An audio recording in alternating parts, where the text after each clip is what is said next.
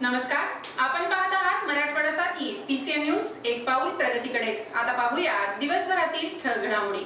महाराष्ट्र राज्यात शेतकऱ्यांच्या होणाऱ्या आत्महत्या हा अत्यंत चिंतेचा विषय असून यापुढे महाराष्ट्राला शेतकरी आत्महत्यांपासून मुक्त करणं हे प्रमुख उद्दिष्ट ठरवून त्याला अनुसरूनच कृषी विभागाचे कार्य असलं पाहिजे असं स्पष्ट निर्देश आज कृषी मंत्री धनंजय मुंडे यांनी पुणे येथे पार पडलेल्या राज्यस्तरीय रब्बी हंगाम पूर्व आढावा बैठकीत दिले। कृषी मंत्री धनंजय मुंडे यांच्या अध्यक्षतेखाली पुण्यातील साखर संकुल येथे आज रब्बी हंगाम 2023-24 नियोजन करण्यासाठी आढावा बैठक आयोजित करण्यात आली होती। राज्यात मराठवाड्यात व विदर्भासह वेगवेगळ्या भागांमध्ये पावसाची परिस्थिती वेगवेगळी आहे, त्यामुळे यावर्षी सरासरीपेक्षा रब्बीचं क्षेत्र कमी असेल असा अंदाज आहे। यावर्षी रब्बी हंगामातील पेरणीचं क्षेत्र जवळपास 58 लाख हेक्टर इतकं असून यात आणखी किमान 5 लाख हेक्टर क्षेत्राची वाढ करण्यात यावी, तसेच यासाठी आवश्यक बाबींचे नियोजन करून घ्यावं असे निर्देश धनंजय मुंडे यांनी विभागाला दिले। रब्बी हंगामात पारंपरिक ज्वारी, गहू, मका, हरभरा आदी पिकं घेतली जातात। त्याचबरोबर करडई, मसूर, राजमा, पावटा, वाल, मोहरी, जवस आदी पिकांच्या क्षेत्रात वाढ करण्यासाठीचं नियोजन केलं जावं अशाही सूचना धनंजय मुंडे यांनी केल्या। कित्येक जिल्ह्यात राष्ट्रीय अन्न सुरक्षा अभियान अंतर्गत ज्वारीच्या मिनी किट उपलब्ध करून दिल्या आहेत। त्याचबरोबर बी बियाणं, खत यांचे कुठेही कमी पडणार नाही, खतांचे कुठेही लिंकेज होणार नाही याबाबतची काळजी घेतली जाईल असंही नामदार मुंडे म्हणाले। जिल्हा निहाय खत, बी बियाणं आदींच्या उपलब्धतेची माहिती शेतकऱ्यांना मिळावी यासाठी प्रत्येक जिल्हा स्तरावर डॅशबोर्ड विकसित करावेत असे निर्देशही धनंजय मुंडे यांनी दिले आहेत। दरम्यान रब्बी हंगामातील पीक कर्ज वाटपाचं आयुक्त स्तरावरून दर आठवड्याला संनियंत्रित केलं जावं, तसेच कृषी यांत्रिकीकरण योजनेतील जिल्हानिहाय मागणी व निधीची मागणी याबाबतही दर आठवड्याला नियोजन केलं जावं असंही धनंजय मुंडे म्हणाले।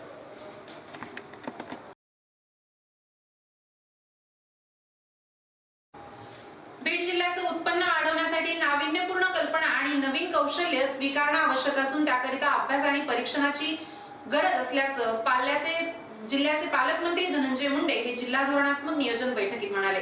या बैठकीस पालकमंत्री श्री मुंडे यांच्यासह खासदार प्रीतम मुंडे, आमदार प्रकाश सोळंके, नमिता मुंदडा, जिल्हाधिकारी दीपा मुधोळ मुंडे, पोलीस अधीक्षक नंदकुमार ठाकूर, जिल्हा परिषदेचे मुख्य कार्यकारी अविनाश पाठक यांच्यासह सर्व विभागातील विभाग प्रमुख या बैठकीस उपस्थित होते। यावेळी सर्व लोकप्रतिनिधींनी जिल्ह्याचं उत्पन्न वाढीसाठी चर्चा केली।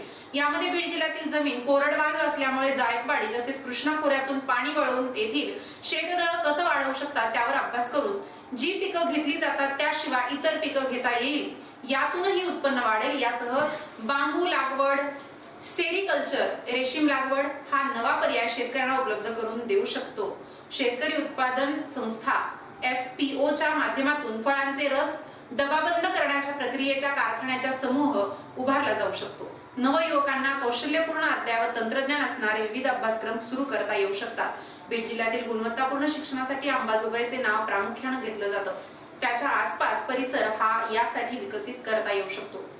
PPP मॉडेलवर मेडिकल कॉलेज सुरू करता येऊ शकते। यासह अन्य क्षेत्रामध्ये जिल्ह्यातील डाबे, धाबे, मंगल कार्यालय यांचाही चांगल्या पद्धतीने उत्पन्न वाढीसाठी उपयोग होऊ शकतो।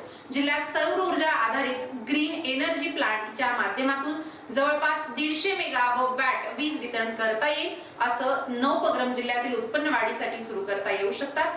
पर्यायी जिल्ह्यातील उत्पन्न वाढीसाठी भविष्यात नक्कीच वाढ होईल असा विश्वास सर्वांनी यावेळी व्यक्त केला आहे।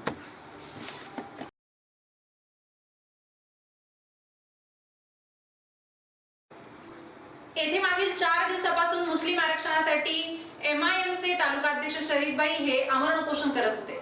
आज उपोषणाला 4थ्या दिवशी संध्याकाळी यांची प्रकृती खालावल्यानं त्यांना उपचारासाठी स्वामी रामन तीर्थ रुग्णालय अंबाजोगाई येथे उपचारासाठी दाखल करण्यात आले।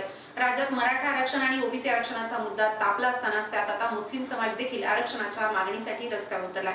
मुस्लिम आरक्षण आणि कंत्राटी भरती रद्द करावा या मागणीसाठी परळीत 13 ऑक्टोबर पासून MIMचे तालुकाध्यक्ष शेख शरीफ यांनी अमरण उपोषणाला सुरुवात केली। मुस्लिम आरक्षण आणि कंत्राटी पद्धतीने नोकर भरतीचा आदेश रद्द करा या 2 प्रमुख मागण्या यावेळी करण्यात आल्या। परळी उपजिल्हा रुग्णालयाचे एक पथकाने उपोषण स्थळी भेट देऊन उपोषणकर्त्यांची तब्येतीची विचारपूस करून चेकअप केली होती। आज उपोषणाचा 4थ्या दिवशी उपजिल्हाधिकारी नम्रता साठे मॅडम व नायब तहसीलदार बाबूराव रुपनर यांनी उपोषणकर्त्यांची भेट घेतली। त्यांची तब्येत विचारपूस करून त्यांची जी मागणी आहे ते वरिष्ठांपर्यंत पोहोचवण्यात आली असं आश्वासन दिलं। परळी तालुका MIM पक्षाचे तालुका अध्यक्ष शेख शरीफ अमरण उपोषण करत आहेत। मुस्लिम समाजातील अनेक प्रश्नांवर आवाज उठवून समाजाची दुर्दशा झालेली असून सुद्धा महाराष्ट्र सरकार आरक्षण देत नाही हीच शोकांतिका कोर्टानं 5% शैक्षणिक आरक्षण देऊन अनेक वर्ष झाली असून देखील राज्य सरकार मुस्लिम समाजाचा अंत पाहत आहे. असं MIMचे शहराध्यक्ष कादर कुरेशी यांनी आपल्या भाषणात म्हटलं. यावेळी समाजातील अनेक प्रतिष्ठित नागरिकांनी, समाजसेवकांनी तसेच राजकीय नेत्यांनी अमर उपोषणास भेट देऊन पाठिंबा दिला होता.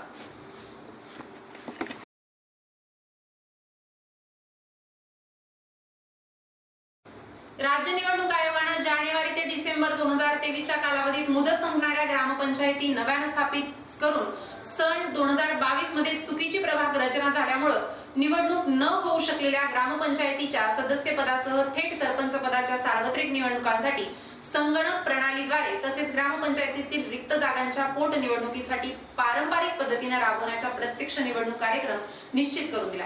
सार्वत्रिक पोटनिवडणुकीसाठी आदर्श आचारसंहिता अंमलात आलेली आहे. याकरिता निवडणूक कार्यक्रमाच्या अनुषंगाने बीड जिल्ह्यातील 186 सार्वत्रिक 17 सदस्यांच्या जागांसाठी व 2 सरपंच पदासाठी पोटनिवडणूक ग्रामपंचायतीसाठी रविवारी 5 नोव्हेंबर रोजी सकाळी 7:30 ते 5:30 पर्यंत मतदान होणार आहे. तसेच मतमोजणी सोमवारी 6 नोव्हेंबर रोजी वेळ जिल्हाधिकारी यांच्या मान्यतेने तहसीलदार निश्चित करतील त्यानुसार होईल. तसेच निवडून आलेल्या सदस्यांची नावं 9 नोव्हेंबर रोजी प्रसिद्ध करण्यात येतील. त्यासाठी कायदा व सुव्यवस्थेचा प्रश्न उद्भवू नये आणि निवडणुका व मतमोजणी खुल्या वातावरणात पार पडाव्यात त्या दृष्टीनं कायद्याची तरतूद लक्षात घेता निवडणुका निर्भय, मुक्त व पारदर्शक वातावरणात पार पडणं आवश्यक आहे. निवडणूक लढवणाऱ्या उमेदवारांनी नामनिर्देशन पत्र भरल्यापासून होणाऱ्या दैनिक खर्चाची माहिती संबंधित तहसील कार्यालयातील खर्च तपासणाऱ्या पथकास सादर करणे जरुरी आहे. तसेच मतमोजणी संपल्यानंतर पुढील 30 दिवसाच्या आत खर्चाचा हिशोब विहित शपथपत्रासहित सादर करण्याची जबाबदारी संबंधित उमेदवार यांची राहील. तसेच मुदतीत खर्च सादर न केल्यास त्या उमेदवारांना निर्ह करण्यासाठी ते प्रस्ताव सादर करण्याची जबाबदारी संबंधित तहसीलदार यांची राहील.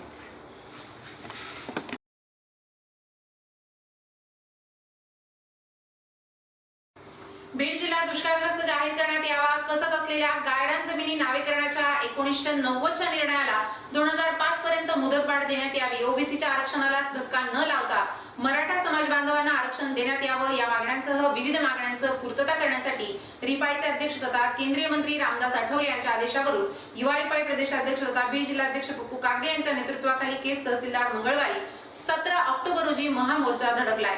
महामोर्चात पप्पू कागदे म्हणाले की राज्य सरकारकडून शिक्षणाचं खासगीकरण व नोकऱ्यांचं कंत्राटीकरण वेगवेगळं GR काढून करण्यात आले आहेत. खासगीकरण व कंत्राटीकरण करून राज्य सरकारकडून सर्व समाज बांधवांच्या मुलांना शिक्षणापासून व नोकऱ्यांपासून वंचित ठेवण्याचं काम करण्यात येत आहे. बीड जिल्ह्यात अल्प प्रमाणात पाऊस झाल्यामुळे जिल्ह्यावर दुष्काळाचं सावट पसरलंय असून पाणी, चारा व रोजगाराचा प्रश्न गंभीर झालाय. मराठा आरक्षणाचा मुद्दा राज्यभर गाजत असून मराठा समाज बांधवांना शिक्षणात व नोकरीत आरक्षण देणं ही राज्य सरकारची जबाबदारी आहे. परंतु ओबीसीच्या आरक्षणाला धक्का न लावता मराठा समाज बांधवांना आरक्षण मिळालंच पाहिजे ही रिपाईची सुरुवातीपासून मागणी आहे.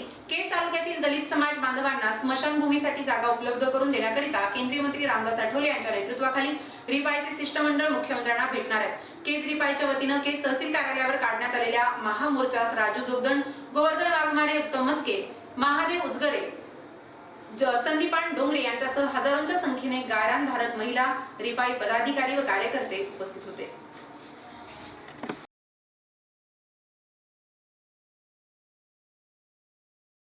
महाराष्ट्र सरकारने शिक्षणाचं खासगीकरण व नोकऱ्यांचं कंत्राटीकरण करण्याचे शासनादेश जारी केलेत. गोरगरिबांना शिक्षणाची दारं बंद करणारे, सुशिक्षित बेरोजगारांचे सरकारी नोकर होण्याच्या स्वप्नांचा सगळा सूर करणारे हे जनविरोधी निर्णय ताबडतोब मागे घ्यावेत अशी मागणी बीड काल मुंबई मंत्रालयात झालेल्या उच्चस्तरीय बैठकीत देण्यात आली आहे. तसेच याबाबत शासन निर्णय देखील त्वरित निर्गमित करण्यात आलाय. बुधवारी 11 ऑक्टोबर 2023 ला निघालेल्या या शासन निर्णयाला कर्मचारी, युवक, युवती, विद्यार्थी व नागरिक या सर्व घटकांनी आवाहन शिक्षक संघाच्या वतीनं करण्यात आले. महाराष्ट्र शिक्षक संघाचे केंद्रीय कार्यकारिणी सदस्य बंडू आगाव यांनी प्रसिद्धीस दिलेल्या पत्रकात म्हटलंय की हे शासनादेश फुले शाहू आंबेडकर या महान शैक्षणिक वारशाचा अपमान करणार आहे. या महामानवांनी शेवटच्या माणसांपर्यंत शिक्षण पोहोचवण्यासाठी प्रयत्न केले. 22 ऑक्टोबर रोजी जिल्हाधिकारी कार्यालयावर मोर्चाची हाक दिली आहे. हा मोर्चा सिद्धिविनायक कॉम्प्लेक्स या ठिकाणाहून सकाळी ठीक 10 वाजता निघणार आहे.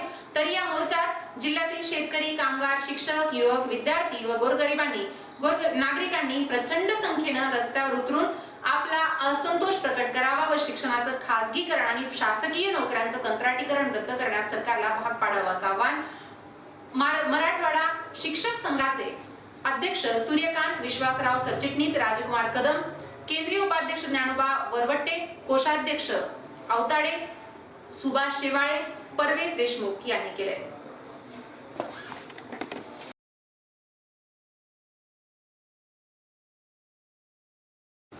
बचपन स्कूल व राजस्थानी पोद्दार स्कूलच्या संयुक्त विद्यमाने दरवर्षीप्रमाणे याही वर्षी विद्यार्थी आणि पालकांसाठी नवरात्रोत्सवाच्या निमित्तानं 22 ऑक्टोबर रोजी सायंकाळी 6 वाजता विविध कार्यक्रमांचं आयोजन करण्यात आलंय। तसेच विद्यार्थी आणि पालक सहपरिवार व सर्वांसाठी मोफत प्रवेश मिळेल। बचपन स्कूल आणि राजस्थानी पोद्दार लर्न स्कूल संयुक्त विद्यमानं यावर्षी नवरात्रोत्सवात प्रथमच एक आकर्षक बक्षिसांचं आयोजन लकी ड्रॉ द्वारे होणार आहे। 200 रुपयांच्या तिकिटावर आकर्षक 6 वेगवेगळे बक्षिसं जिंकू शकतात। सविस्तर माहिती राजस्थानी पोद्दार लर्न स्कूलचे पुढील शैक्षणिक वर्षातील फीस मध्ये प्रथम क्रमांक बक्षीस 100% फीस सवलत, दुसऱ्या क्रमांकाचं बक्षीस 75% फीस सवलत, तिसऱ्या क्रमांकाचं बक्षीस 25% फीस सवलत मिळेल। बचपन स्कूल मधील पुढील शैक्षणिक वर्षातील फीस मध्ये प्रथम क्रमांकाचं बक्षीस 100% फीस, दुसऱ्या क्रमांकाचं 75%, तिसऱ्याचं 25% सवलत मिळेल। तसेच म्हणजेच बक्षीस स्वरूपातील रक्कम विद्यार्थ्यांच्या फीस मध्ये सवलत मिळणार। पुणे मुंबईच्या धर्तीवर पालकांसाठी दांडियाचं आयोजन केलं असून लहान मुलांसाठी चिल्ड्रन पार्क व वेगवेगळ्या खवय्या स्टॉल लागणार आहेत। तसेच विविध कार्यक्रमांची रेलचेल असणार आहे। या कार्यक्रमासाठी जसे कलाकार, नृत्य दिग्दर्शक सज्ज आहेत, त्याचप्रमाणे विद्यार्थी व पालकांनाही या कार्यक्रमाची उत्सुकता आहे अधिकच आहे।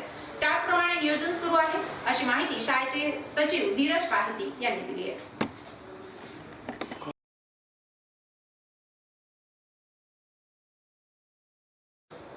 शहरातील नामांकित वैद्यनाथ सर्वांगीण विकास संस्था संचलित Gopinath Munde education campus NH अभियांत्रिकी महाविद्यालय ब्रह्मवाडी तालुका परवेजनाथ येथे नॅक मूल्यांकन करण्यासाठी 19 व 20 ऑक्टोबर रोजी समिती भेट देणार आहे। यासाठी महाविद्यालय सज्ज असल्याचं महाविद्यालयाचे प्राचार्य डॉक्टर M भास्करा राव यांनी सांगितलं।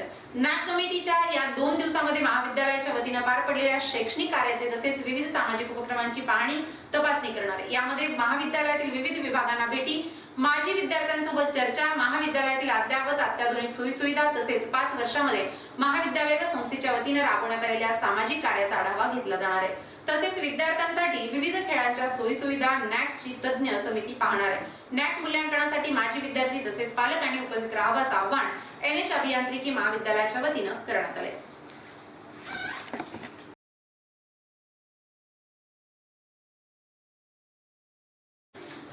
आता येथेच थांबू, उद्या भेटूया याच वेळी याच ठिकाणी। मराठवाडा साथी PCN न्यूज एक पाऊल प्रगतीकडे। धन्यवाद।